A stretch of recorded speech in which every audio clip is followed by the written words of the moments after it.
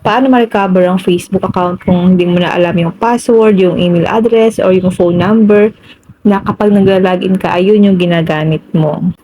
Marami po kasi nag-comment dito sa ating comment section. Ganito lang po ang gagawin natin para ma-recover po natin ang ating mga Facebook account, kung na-hack na po ba ito or nakalimutan nyo na po yung inyong mga email address, phone number, tsaka yung password. Kailangan lang po natin dito guys mag-ready ng isang valid ID. Punta lang tayo sa ating Chrome browser or kahit po anong browser na ginagamit nyo. Dito po sa may search engine, i-type lang natin dito ang send valid ID to Facebook. Ito po yung i-type natin sa ating mga browser. Then click natin ito. Piliin nyo po itong https, then dalawang tuldok, then /m.facebook.com. Piliin lang natin ito. Click po natin ang confirm your identity. Confirm your identity. You can upload and submit an approved document like a valid passport, driver's license, or non-driver's government ID. Learn more about the type of IDs we can accept and how to upload them below. Makikita nyo dito guys, meron nakalagay na types of IDs that Facebook accept.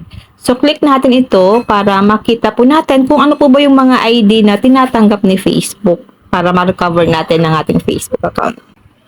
Government IDs.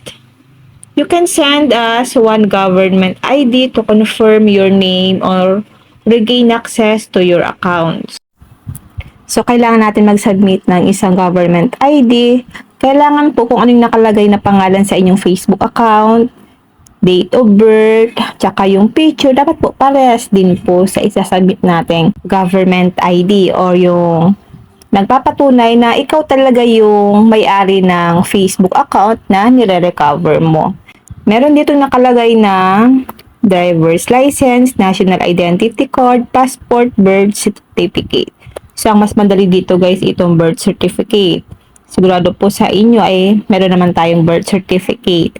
Picturean nyo lang po, kailangan po malinaw yung pagka-picture nyo ng inyong mga birth certificate, yung nababasa po, para mas madaling matrace ni Facebook na ikaw talaga yung nagmamayari ng inyong mga Facebook account na nire-recover. Kung wala naman tayong government ID, meron naman po non-government IDs, pero kailangan dito guys, mag-submit ka po dito ay two different non-government IDs. Ayan po. Anything that you send as must include your name. Dapat yung name sa Facebook account mo, tsaka dun sa non-government ID ay parehas.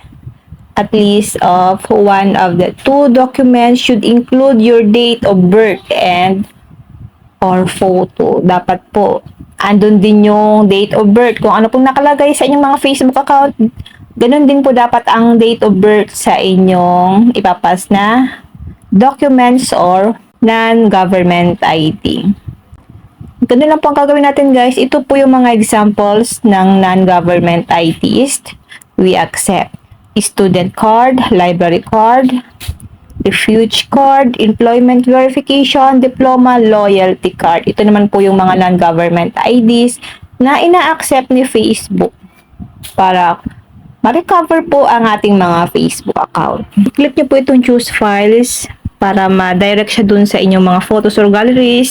Then, piliin nyo yung valid ID nyo na isasabit nyo kay Facebook. Then, click nyo po ang send. So, mag-itay kayo nyan guys ng mga 30 days kasi i-review po yan ni Facebook kung ikaw ba talaga yung may-ari ng Facebook account nyo.